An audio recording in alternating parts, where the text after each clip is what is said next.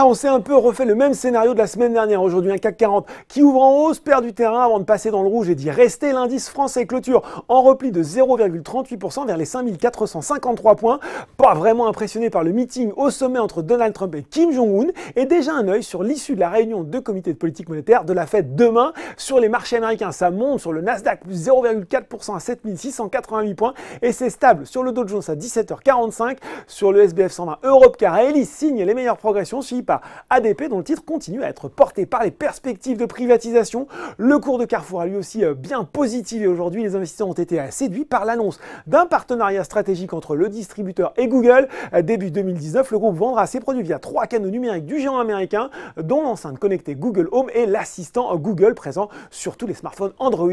Toujours sur le CAC 40, Pernod Ricard plus 1,8% a profité d'un relèvement d'objectifs de cours de Crédit Suisse. Le département d'analyse de la banque est passé de 150 à 156 € sur le titre en confirmant son conseil à surperformance.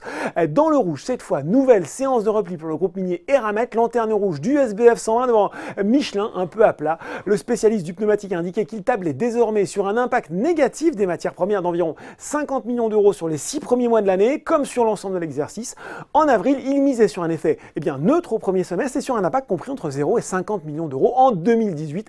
Toujours sous pression également, les valeurs du luxe, LVMH, Hermès. Ce dernier est pénalisé par une nouvelle dégradation d'analyse. Cette fois, c'est Berenberg qui passe de conserver à vendre sur le titre avec un objectif de cours stable de 479 €. Il justifie notamment cette décision par le ralentissement du marché du sac Hermès d'occasion qui montrerait selon lui une moindre appétence pour les produits du groupe d'Hyperluxe.